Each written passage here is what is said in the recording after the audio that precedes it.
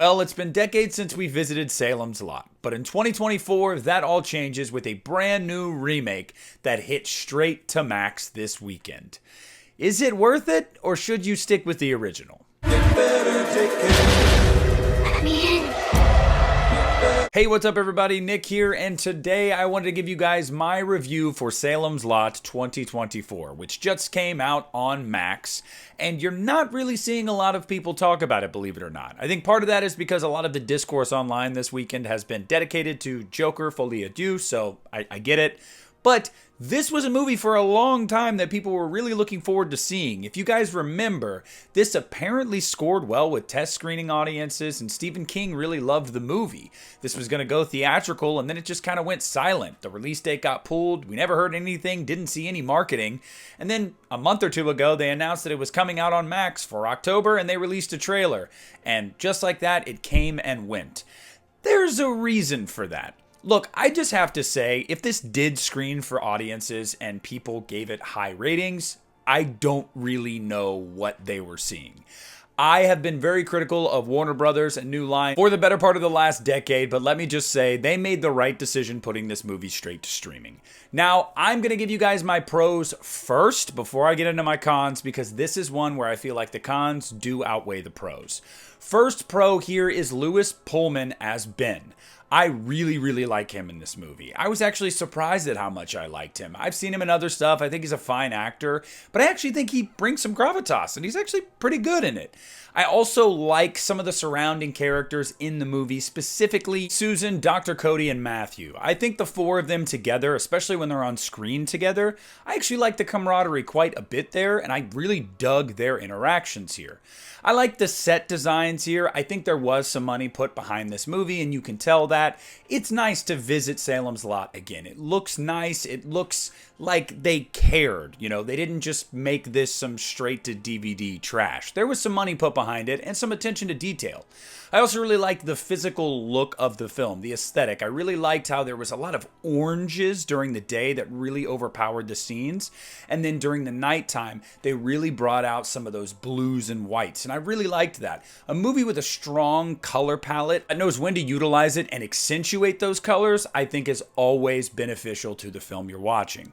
And there are a couple cool moments in here when it comes to kills. I did find a couple moments to be rather enjoyable, some high energy moments. It's not a boring movie. I would actually say it's pretty breakneck paced here, but you know, it's not boring. You're going to find yourself enjoying some of the main characters. You're going to like the town. You're going to like the look of the movie, and there's going to be some action sequences. But aside from that, that's really all I've got for pros for this movie. So starting off with the cons, the first one, hiring Gary Dauberman to direct the movie. Look, as a producer with the It movies and a couple of the Conjuring Universe movies, cool, great, you know, he's done some nice things. He's also the writer of The Nun, which is one of the worst Conjuring Universe movies, in my opinion. He's also the director of Annabelle Comes Home, which is just kind of like, it's better than Annabelle, I guess, but pales in comparison to Annabelle Creation. But while also using some of those credits to his advantage to give him cachet, you could also use them as knocks against him, and that's what I'm going to do here. Because, look, there are so many moments in this movie that are absolutely positively like straight out of the Conjuring universe. Whether it is the look of the vampires or just the way the action is framed and shot and unfolds. There's a lot of stuff that you don't really see, or, oh, I got a spooky moment of it. Jump scare, jump scare, jump scare.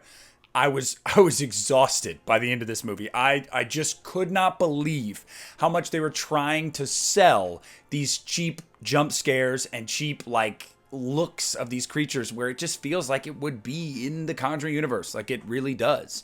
And that's my next con. Barlow. Look.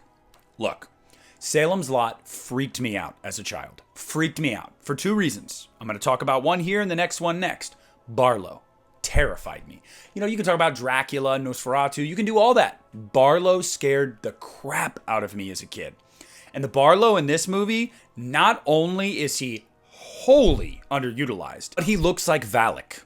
He looks like Valak from The Nun. And like Dauberman being a part of those movies in that universe, it's like, bro, this is literally like the teeth, the eyes, the facial expressions, the CGI expressions, I should say. It looks like Valak. Like, I was sitting there going, is this Valak? Like, this is Valak. This is definitely Valak. I was not a fan of Barlow at all in this movie. At all. Maybe the hands. I liked the hands. That's about it. I did not care for Barlow in this movie. And it's not just the look. Again, totally underutilized. There's no gravitas there. In the original, there is gravitas. Whenever Barlow is mentioned or seen, you're like, oh, damn. And this one, it's just like, oh, yeah, I guess there's that guy. Just, totally underdelivers on that. Also, the next scene that I want to talk about, the one that scared the crap out of me as a kid, the scene with Ralphie at the window. What the hell? See, in the original, it was really scary. It was haunting. It was ghostly. It just, it's an innocent child, and it's just the way that they did it. It just worked so well. And in this movie, it looks like a CGI, cheap crap fest. Like, I don't even know. I don't know why you would even try. Like, I don't know why you would even try. I get it, I guess, because you're like, oh, we're paying homage. Don't pay homage to that scene. Just don't. Just don't. That scene got into everybody's skin when they saw this movie for the first time. You're never going to replicate that, especially with whatever the hell this was. I mean, just no thanks. I was actually watching that scene and being like, oh my God, what? No. So those two scenes, I guess I wouldn't even say scenes because one of them is more just like a character and the way that character comes across, and then this scene just didn't work compared to the original movie. It just did not work. Another complaint I have about the movie is the breakneck pace. You don't get to know like any of your characters, aside from a little bit of like Susie, Matt, and Ben. Like, you get to know them somewhat, not enough, I don't think, but so you like them. But like the kids, you don't care. Like, you genuinely don't care at all when they start going missing and stuff. You're just like, okay, whatever. Like, oh, another one's dead. That's great. There's so many like ancillary characters throughout this movie that you're just like, oh yeah, I forgot that's a character. And I don't want to say that's a terrible thing always, because in some movies it's just not necessary.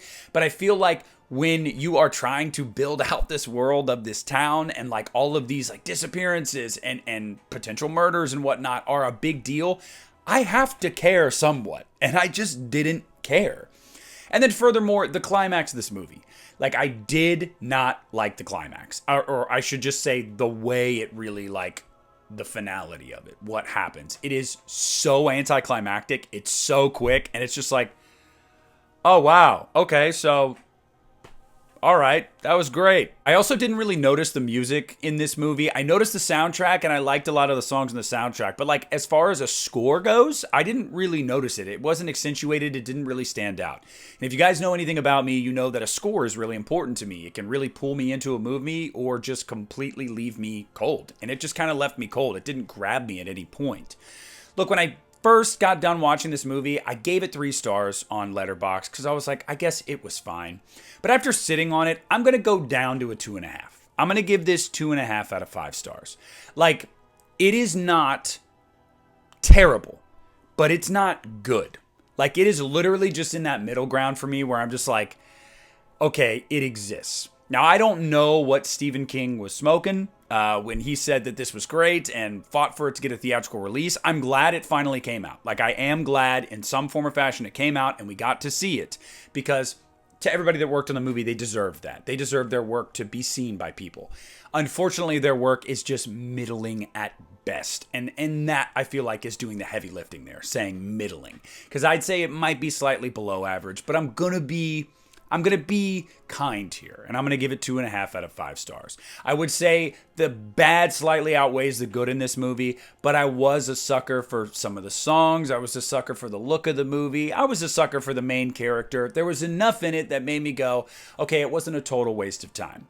But my final verdict on this is stick with the original. I mean, watch this movie if you feel compelled to do so. It's on Max, so you don't have to go to the movie theater, take time out of your day, spend money, all that. No, just watch it at home.